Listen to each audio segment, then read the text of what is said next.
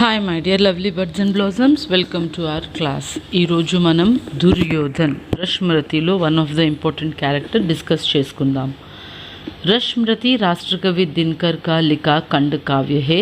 यह कर्ण की महानता साबित करता है. कर्ण अपने मित्र दुर्योधन के लिए ही जीता मरता है. आगे दुर्योधन का चरित्र चित्रण दिया जाता है. సో రష్మరతి రాష్ట్రకవి దినకర్ రాసిన ఒక ఖండ కావ్య. ఇందులో కర్ణుడి యొక్క గొప్పతనాన్ని చాలా చక్కగా ఎక్స్ప్లెయిన్ చేశారు. కర్ణ దుర్యోధన్ ఇద్దరు కూడా చాలా మంచి ఫ్రెండ్స్. అయితే ఇక్కడ కర్ణుడు నిజమైన ఫ్రెండ్ అన్నమాట. దుర్యోధనుడు తన సెల్ఫిష్నెస్ కోసం కర్ణుడితో ఫ్రెండ్షిప్ చేశాడు. అలాంటి దుర్యోధనుడికి కర్ణుడు తన లైఫ్ మొత్తాన్ని ఇచ్చేశాడు. సో దుర్యోధన్ యొక్క క్యారెక్టర్ని మనం తెలుసుకుందాం. क्षमता का प्रशंसक. वीर भीड़ के आगे अर्जुन अपना कौशल दिखाता है. कर्ण भी अपना कौशल दिखाकर अर्जुन को द्वंद्व युद्ध के लिए ललकारता है. कृपाचार्य जाति के नाम से कर्ण को आहत करते हैं. इस संदर्भ में दुर्योधन कहता है कि एक वीर का इस तरह अपमान करना ठीक नहीं है.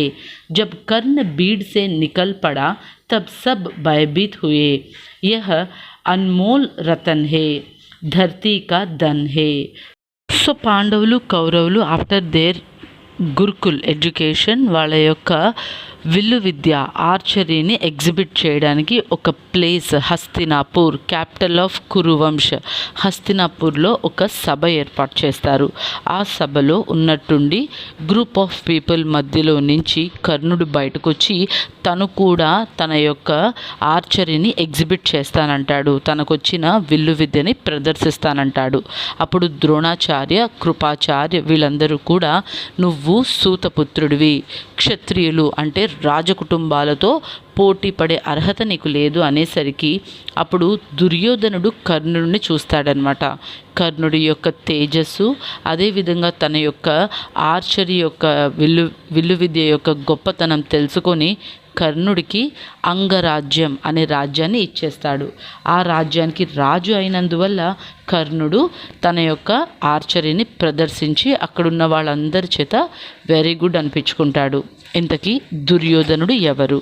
దుర్యోధనుడు మనందరికీ తెలుసు కదా. పాండవాస్ కౌరవాస్, పాండవులు 5, కౌరవులు 101 మంది. ఆ 101 అమ్మాయి దుత్సల. సో దుర్యోధనుడు వీళ్ళందరిలో కల్లా పెద్దవాడు. 100 బ్రదర్స్ ఆఫ్ కౌరవాస్లో పెద్దవాడు దుర్యోధనుడు. దుర్యోధనుడే సుయోధన అని కూడా పిలుస్తారనమాట. Very very important character in the Hindu epic of Mahabharata.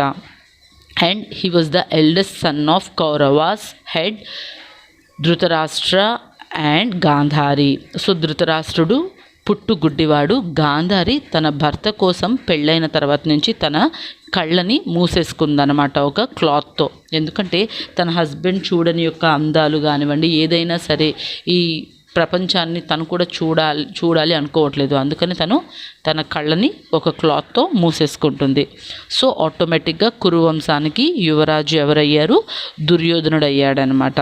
అయితే బై బర్త్ దుర్యోధన ఎప్పుడు కూడా చాలా గ్రీడీగా ఉండేవాడు అనమాట. యారోగెన్స్, గ్రీడీ, ఈ 2 క్వాలిటీస్ తీసేసి పక్కన పెడితే he was one of the great Kings. But ఎప్పుడైనా చూడండి, మనలో ఎన్ని గుడ్ క్వాలిటీస్ ఉన్నా సరే గ్రీడీ, యారోగెన్స్ ఇవి ఉండడం వల్ల ఏమవుతుందంటే ఆటోమేటిక్గా మన డౌన్ఫాల్ అనేది ఏర్పడిపోతుంది. సో మహాభారతాలో ఒక గొప్ప రాజు అయిన దుర్యోధనుడు ఈ గ్రీడీ అండ్ యారోగెన్స్ క్వాలిటీస్ వల్ల తన యొక్క డౌన్ఫాల్ అనేది తానే క్రియేట్ చేసుకున్నాడనమాట. సో దుర్యోధన్ వైఫ్ పేరు భానుమతి. ఆయనకి 2 పిల్లలు, ఒక అమ్మాయి, ఒక అబ్బాయి. అబ్బాయి పేరు లక్ష్మణ కుమార, అమ్మాయి పేరు లక్ష్మణ. సో ఈయన మేనమామ అంటే గాంధారి బ్రదర్, అతని పేరు Shakuni. So he's the maternal uncle to Duryodhana. Very very cruel person అనమాట. ఎప్పుడు కూడా నెగిటివ్ వైబ్స్ ఇస్తూనే ఉండేవాడు దుర్యోధనుడికి. Next para. मित्र। दुर्योधन कर्ण की क्षमता से प्रभावित है। वह कर्ण को अपमान से बचाने के लिए उसको अंगराज्य बनाते हैं। कर्ण इससे रोने लगता है। तब दुर्योधन उससे कहते हैं कि यह बड़ा साधारण उपकार है, मैंने कोई बड़ा त्याग नहीं किया है। यदि तुम मुझे अपना मित्र बनाओगे तो मैं अपने को ధన్య మానుగా. సో ఒక మంచి ఫ్రెండ్గా దుర్యోధనుడు కర్ణుడికి ఎలా ఉన్నాడు. సో ఎప్పుడైతే ఆ గ్రూప్ ఆఫ్ పీపుల్ మధ్యలో కర్ణుడికి అవమానం జరుగుతుందో, తన శక్తికి సరిపడా ఇంపార్టెన్స్ ఇవ్వట్లేదో, అప్పుడు వెంటనే దుర్యోధనుడు అంగరాజ్యానికి రాజుని చేసేస్తాడు. అలా చేయడం వల్ల కర్ణుడు చాలా థ్యాంక్ఫుల్గా ఫీల్ అయిపోయి ఏడ్చేస్తాడనమాట. తన లైఫ్ ఉన్నంత వరకు తను దుర్యోధనుతో ఫ్రెండ్షిప్ చేస్తానని, తనని ఎప్పుడూ కూడా వదలనని చెప్పేసి కర్ణుడు దుర్యోధనుడికి ప్రామిస్ చేస్తాడు. And at the last breath వరకు తన ప్రామిస్ని నిలబెట్టుకుంటాడు. హఠి. पांडव 12 साल का वनवास और 1 साल का अज्ञातवास पूरा करके वापस आते हैं. श्री कृष्ण शांति दूता के रूप में कौरव की सभा में जाते हैं. वे दुर्योधन से कहते हैं कि यदि तुम न्यायी हो तो आधा साम्राज्य, दोनों नहीं तो 5 गांवों दे दो. दुर्योधन कहते हैं कि सुई नोक बराबर भूमि भी नहीं दूंगा. युद्ध तय करेगा कि कौन सम्राट है. दुर्योधन की हट के कारण ही महाभारत युद्ध हुआ. भीष्म पितामह भी यही कहते हैं. हट मीन्स మొండితనం అన్నమాట. Okay, stubborn person. ఎంత స్టబర్న్ పర్సన్ అంటే పాండవులు కౌరవులు ఒకసారి జూదం ఆడతారు, మీన్స్ గ్యాంబ్లింగ్. ఆ డైస్ పట్టుకొని గ్యాంబ్లింగ్ ఆడినప్పుడు ధర్మరాజు ఓడిపోతాడు. తన బ్రదర్స్ని, తన వైఫ్ ద్రౌపదిని కూడా పెట్టి ఓడిపోతాడు. అలా ఓడిపోయిన తర్వాత దుర్యోధనుడు వాళ్ళని 12 ఏళ్ళు అరణ్యవాసం అంటే అడవుల్లో వెళ్ళి బ్రతకాలి. 1 ఇయర్ అజ్ఞాతవాసం. అజ్ఞాతవాసం అంటే they have to change their identity. వాళ్ళ ఐడెంటిటీని మార్చేసుకొని బ్రతకాలి. సో ఇలాగా వాళ్ళు ఉండాలి అని చెప్పేసి రూల్ పెట్టి వాళ్ళందరినీ కూడా అంటే పాండవాస్ని, ద్రౌపదిని, కుంతీదేవిని కూడా రాజ్యంలో నుంచి బయటికి పంపించేస్తాడు. అప్పుడు వాళ్ళు అరణ్యవాసం చేస్తున్న టైంలో శ్రీకృష్ణుడు దుర్యోధనుడి దగ్గరికి అంబాసిడర్ మీన్స్ రాయబారిగా వెళ్తారనమాట. ఏదో అయ్యింది, ఎంతైనా నీ బ్రదర్స్ కదా, కనీసం ఒక 5 ఊళ్ళన్న వాళ్ళకి ఇవ్వు అని అడుగుతారనమాట. బట్ దుర్యోధనుడు వాళ్ళకి కనీసం సూయి నోక్ బరాబర్ మీన్స్ గడ్డి కూడా మొలిచే, ఒక సూది అంత గడ్డి కూడా మొలిచే ప్లేస్ కూడా ఇవ్వను అని కళాఖండిగా చెప్పేస్తాడు. అతని యొక్క మొండితనం వల్లే మహాభారతంలో కురుక్షేత్ర యుద్ధం అనేది జరిగింది. భీష్మ పితామహ కూడా ఇదే అంటూ ఉంటారు. मूर्ख. दुर्योधन शांति दूत श्री कृष्ण का उपदेश नहीं मानता. यही नहीं, वह श्री कृष्ण को कैद करना चाहता है. अंत में युद्ध होता है. युद्ध में दुर्योधन सब कुछ खोते हैं और स्वयं भी नष्ट होता है. थोड़े सी भूमि के लिए वह अपनी सारी संपत्ति, बंधु बांधव सबको खो देते हैं. दुर्योधन की मूर्खता के कारण ही क्षत्रियों का नाश होता है. సో మూర్ఖుడు వెరీ వెరీ ఫూలిష్ పర్సన్ అనమాట. ఎంత ఫూలిష్ పర్సన్ అంటే శ్రీకృష్ణుడు అంతటి వాడు వచ్చి రాయబారం చేసి ఏదైతే అది అయ్యింది, 5 ఊర్లు ఇవ్వు అన్నా సరే తనకున్న మొండితనం వల్ల అండ్ తెలివి తక్కువతనం అని చెప్పుకోవాలన్నమాట, పొగరు, అహంకారం, వీటి వల్ల నేను ఏమి ఇవ్వను అనేసరికి కురుక్షేత్ర మహాయుద్ధం అనేది జరిగింది. తన ఫ్రెండ్స్ని, రిలేటివ్స్ని, సైన్యాన్ని, రాజ్యాన్ని, సంపత్తిని మొత్తాన్ని కూడా కోల్పోవాల్సి వచ్చిందనమాట.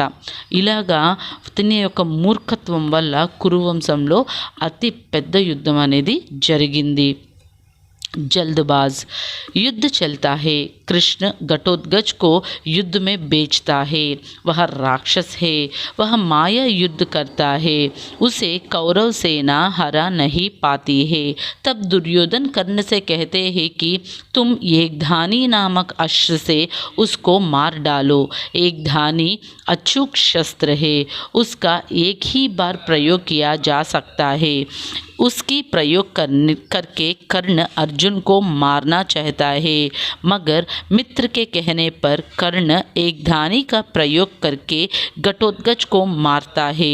दुर्योधन की जल्दबाजी के कारण अंत में कर्ण अर्जुन के हाथों मर जाते हैं। जल्दबाज मीन्स తొందరపడి నిర్ణయాలు తీసుకుంటూ ఉంటాడనమాట.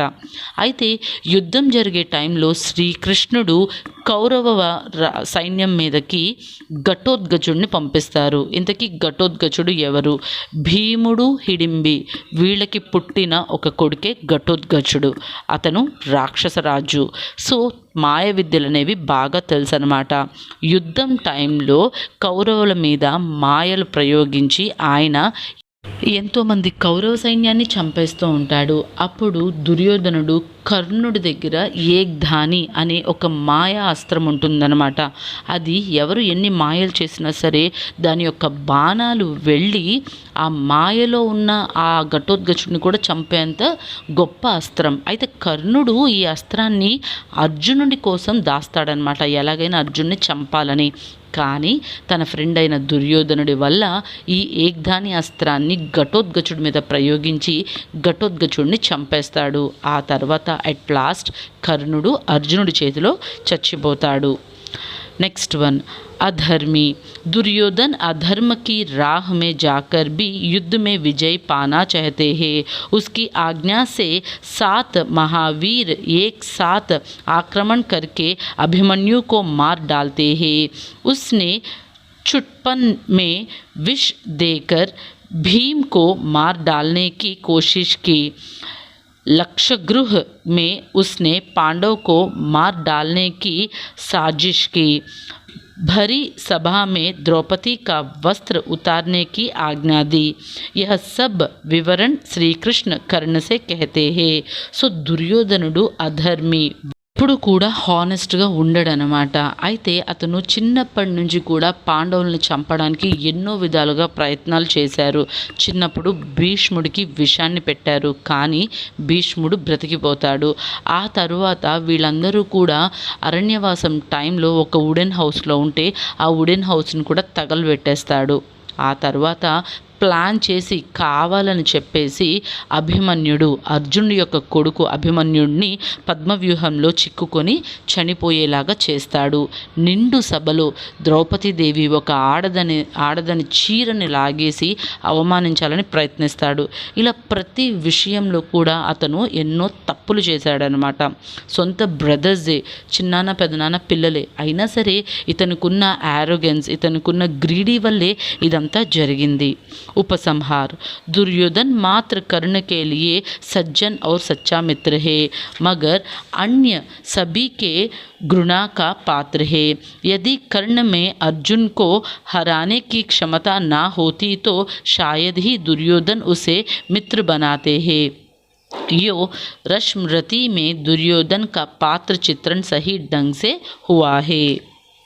సో దుర్యోధనుడు కర్ణుడికి హెల్ప్ చేసి ఒక మంచి ఫ్రెండ్గా ఉన్నాడేమో, కానీ మిగిలిన వాళ్ళందరితో కూడా ఎప్పుడూ కూడా శత్రుత్వాన్ని పెట్టుకుంటూనే ఉన్నాడు.